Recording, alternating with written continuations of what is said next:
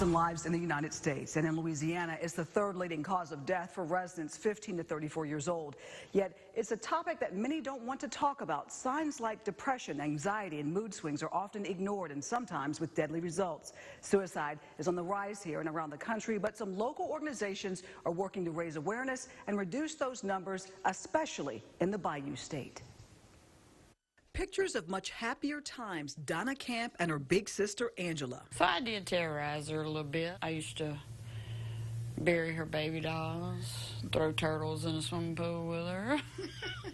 Those very distant memories, all she has now, with no hope of making new ones in the years to come. So many making the loss even more painful. As a teenager, when she started driving, you know, she would take me different places and stuff, and she was just my friend. Cam says her sister Angela Hoffman had battled depression for years, possibly triggered after a near-fatal shooting of their father. She struggled with that, being there when he was shot and stuff, and not knowing who shot him.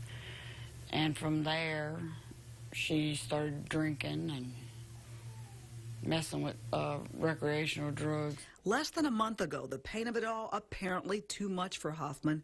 Her final trip to the cemetery, to the gravesite of her second husband. She went to his grave, and they said the gun was still in her hand. She shot herself in the temple with a .38, and her body just fell over his tombstone. The high-profile deaths of fashion designer Kate Spade and celebrity chef Anthony Bourdain have brought the issue of suicide to the national spotlight. In Louisiana, suicide is the 11th leading cause of death and third among 15 to 34-year-olds. It's a coming of age. Their bodies are changing, their minds are changing, and we want to make sure that we educate them on what to do and how important it is to tell a trusted adult if they need any type of help. Jan Daniels has counseled middle schoolers through the Children's Coalition Signs of Suicide program for about 15 years. And with a recent study ranking Louisiana #1 in the state for bullying, she says it's essential that students and parents have open and honest conversations about issues like suicide, which has become a social media hot button. Others in the mental health field agree. Now, we've also learned that 16% of the 677 suicides in 2016 were military veterans. Veteran Administration officials estimate 20 vets take their lives every year. Every day, I should say, also a growing problem. Now, coming up in part 2 of my investigation, raising suicide awareness, we asked experts if they are doing enough to educate and raise awareness, and we learned their thoughts about what they believe can be the biggest roadblock to getting someone some help. Now, if you're concerned that someone has suicidal thoughts or needs, call the National Suicide Prevention Hotline. That number is 1-800-273-8255. Donna Camp got the worst possible news a sister could ever get. Her grief still fresh. Less than a month ago, her big sister, Angela Hoffman, ended her life. No tears have fallen yet, but she put her loss into words. My heart broke into a million pieces when our brother shared the tragic news that early October morning. Our sister is gone. She ended her life. Somehow I can't cry because I can imagine our Lord wrapped his arms around you to be brought home when God returns. It's so painful, something that is sometimes unimaginable. Jennifer Ditter knows the struggle many families face all too well. Ditter is a licensed professional counselor with the Wellspring, a nonprofit organization that offers services to strengthen families with programs and counseling. She says sometimes shame can lead to deadly consequences. There is a stigma that comes to it, and what we need to be doing is educating our community that there doesn't need to be a stigma, because getting help for any type of reason is good. Organizations like Wellspring hold meetings to raise awareness and educate. This recent one at the library in West Monroe allowed residents to ask questions about what some call the elephant in the room and offered information to make sure they know the warning signs of suicide. Programs, seminars, support groups, even suicide prevention hotlines. But the numbers are still on the rise around the country and here at home.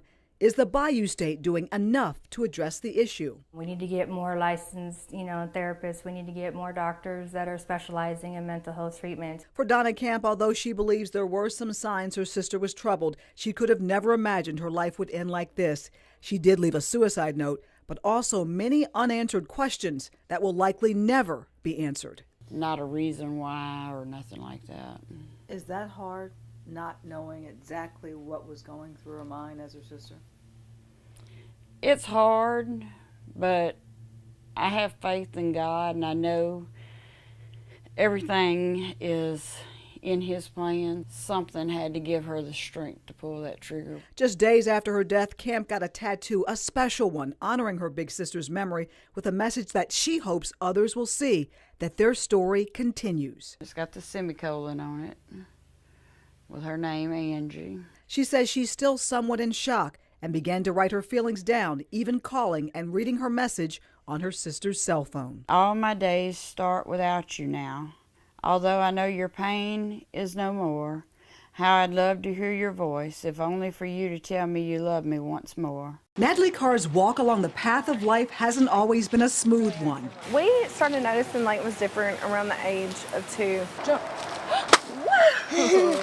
Leighton has autism, and even after he was diagnosed, Carr says getting him help didn't come easy. I mean, we were having meltdowns every day. He could not function in a school setting for more than an hour. So I felt like at that point, we were getting nowhere. I mean, we were at our stopping point. There was nothing else to do. He was getting kicked out of school. 1 in 68 children is born with autism. The numbers are staggering, and sometimes finding the tools to help a child diagnosed with autism can be difficult, too. Because it's so specialized in terms of working with the population for people with autism, you have to go through considerable amount of training to be able to diagnose, to treat, to help individuals with autism. So it is not readily available in all areas. Dr. David Irwin is director of the Autism Center at the University of Louisiana Monroe. He says the Autism Center was started in 2016 because of a lack of resources in Northeast Louisiana. There are some other places, but they're in South Louisiana, some are in Arkansas, Mississippi, and people just couldn't get there.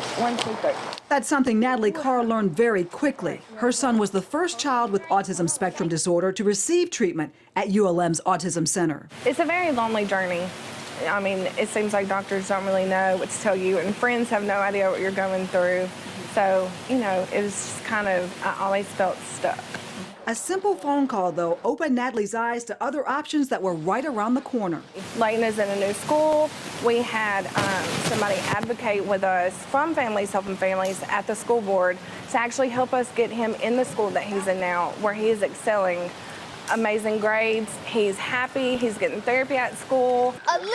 That's my goal, is to make sure that we connect with families who have children with disabilities and let them know that there's no shame in having a child with a disability, and there's no shame in having a child that's diagnosed with autism spectrum disorder. Stacy Guidry is the executive director of Families Helping Families of Northeast Louisiana. She's also the mom of a son with autism. The unique thing about Families Helping Families is that we are staffed by individuals who have children who do have developmental disabilities.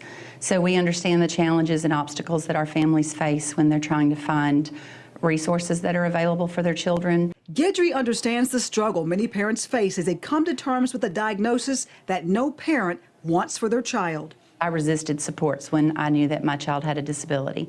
I felt that if I mothered him enough and did everything alone, that we could overcome whatever he had and he wouldn't have to receive a diagnosis, and then he was going to be okay. She calls it one of her biggest regrets in raising her son, a fact she shares openly with others she comes in contact with at Families Helping Families. This is our 25th anniversary, so Families Helping Families has been in existence for 25 years, but prior to that, individuals with disabilities weren't recognized in our community. Families felt the need to isolate their children or hide their loved ones that did have a disability. Now, families with children who need help have a place to go. But as Guidry learned through her own experiences, parents must find ways to advocate for their children. I was told by part of his IEP team that I needed to accept the fact that my son would not graduate high school. And I felt that sticking that on a 7-year-old was unnecessary. And when we had no idea what he could do if he was given the resources and tools that he needed to overcome. Guidry didn't accept it, and this year her son will graduate. That took stubbornness on my part, which you have to have, and a lot of persistence and a lot of educating yourself as a parent and really pushing the school system to not be okay with allowing them to just get the minimum to get by. The mission of Families Helping Families is clear.